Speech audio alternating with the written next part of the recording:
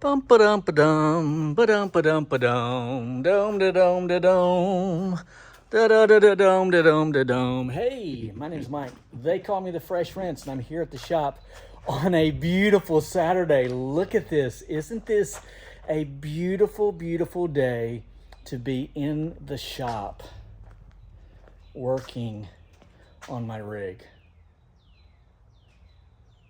Yep.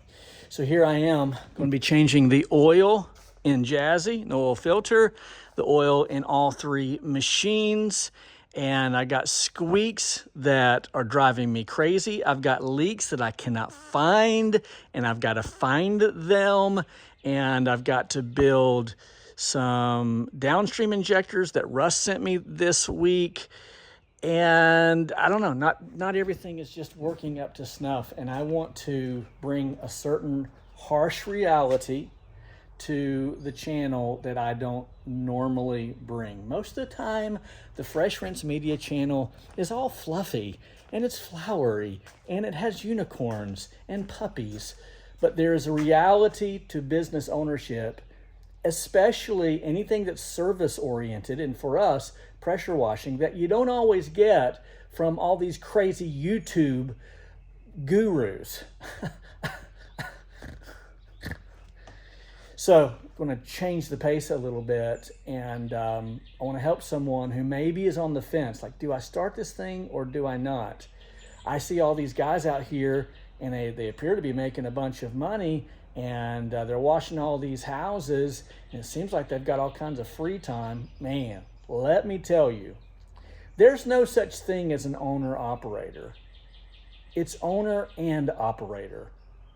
If you do not have a mechanic to fix all of your equipment, then you are the mechanic. If you don't have an accountant and a bookkeeper, then you are the accountant and the bookkeeper. And by the way, let me just pause right here. Just get a load of this. There's this misnomer that accounting is like April 15th of every year. Not if you're doing it right. If you're doing it right, accounting is every single day.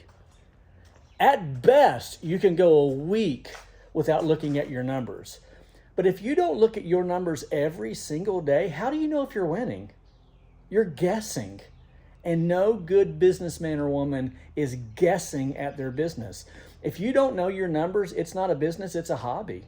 Like, it's just something that you thought would be a great idea, that you thought would generate some extra money and some income or time, rather, that you could set your schedule and do your own thing. I want to just pause right there and say, there's nothing wrong with working at the factory, working in the school system, what have you. There's nothing wrong with it. I've got friends today, drives me crazy. They clocked in every morning at 7 a.m. They clocked out at 3:30 every day. And they contributed to their 401ks and their IRAs and their mutual funds and their retirement fund. And they spend 5 months out of the year in Florida. And they hire somebody while in Florida to pressure wash their house and their driveway. There's something to be said about that. And they're set up. They're doing all right. If you are not a numbers guy, then you better become a numbers guy. Business is a language, and the language is numbers. It's like going on an overseas trip and not knowing the language. And you get there, and you can't order from the menu, and you can't give or get directions, and you don't know where you're going, and you don't know what the people are saying, and you're there for a whole week, and you leave so frustrated because you thought this was going to be a great experience, but you didn't know the language of business. And because of that, your business is struggling. And not only are you being passed by the competition, you're being lapped by the competition. Because hear this, in every area where you are weak, your competition is strong. You say, you don't know that. You don't know that they're not. You have to assume that they are better than you. Here's what you need to ask yourself. What would I need to do to replace myself? Like, if I were my competition, what would I have to do to beat me? And then improve in those areas. It's the harsh reality. If you're not a mechanic, you better be a mechanic. If you're not a numbers guy, if you're not an accountant, you better be it. If you're not a marketing guru, your competition is. Did you know that at least 2, maybe 3 times a week, I share the Facebook posts of my local competition? They're out paying for ads, and I share the ads from my own page. I'm rooting for my competition. Why is that? 2 reasons. One, it builds a good rapport between me and my competition because I'm going to need them and they're going to need me. And then secondly, I have learned that it does nothing to dim my candle to help light someone else's candle. In fact, in that moment, it actually makes my candle brighter. Wherever you are weak, your competition is strong. Someone told me the other day, they were like, Mike, I'm just not a morning person. Let me just tell you something. See that big ball up there? That's a morning person. Comes up every day. You better be a morning person or get you a 3rd shift job somewhere. And there's nothing wrong with that. Your competition, if they're up at 6 o'clock, you should be up at 5:30. Assume that they're up at 6 and they're out and about doing their thing. They're ready to get out there and hustle. You got done at 1 o'clock. Did you go put out signs? You say, Mike, I put out 5 signs. Your competition put out 10. It's telling you, Mike, I knocked on 7 doors. Your competition knocked on 20. Mike, I did 5 rounds. Your competition's doing 10 rounds.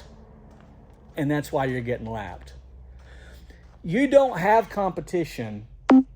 Your only competition is your own potential. So you put out 5 signs. Could you have potentially put out 10? Then why didn't you? Well, I could. Well, then you only did half. You are operating at half your potential. I don't know, Mike, I did a house today. Could you have done 2 houses? If it's on the schedule or if they're in they're you have them available to do. Well, you're operating at half your potential. Say, no, Mike, I did 2 houses. Could you have done 3? You're operating at 66 your potential. 66%. Come on. The harsh reality is your competition is stronger than you are. So you've got to man up and muscle up and schedule up and become the marketing genius in your area. Oh, you say, well, I'm just not really good with words. You better be a good salesman. I don't really know how to talk to people, but I'm a really good mechanic. You listen, your customers could care less how that thing's operating, as long as they just want to know that their house is going to get washed, that their business is going to get cleaned. They don't care about any of that stuff. They just want to know that the job is going to get done, and it's going to get done in a timely fashion, and that you're going to bill them. You don't have a CRM? Everything's on paper? That sounds good if you can manage to do that, but you need to be at home so you can be there with the family, right? When are you going to do all of this stuff? When are you going to fix all this stuff? On a Saturday? You thought you got all your Saturdays open. That's why you started a business, because now my Saturdays are free. No, this thing is squeaking and it's driving me bananas. So I think I'm going to have to do some lubing in here somewhere. And look at this. This thing broke on the job. Got to have redundancy. I should have had an extra one. Look at that, it's broke. It's broke. Got to finish hooking this up. Oh, and my toolbox, look at there. I guess I was in a pinch, and real quickly, I just threw it up there. It's a wonder it didn't fall off. I got to organize all this stuff. Or maybe I should just hire somebody to organize all this stuff. That's what I should do. Or maybe there's a little elf who in the middle of the night will come and mysteriously and magically perform a miracle, and all this stuff will be done for me. Oh, I'm so tired of filling up this gas tank almost every single day. I've got a brand new one that's over there, but now I've got to relocate it. It's much bigger, and maybe the elf will do that for me. Man, there's so much going on. Here I'm making videos about it. All right. Mike, the Fresh Rinse. See you at the top. Don't be late.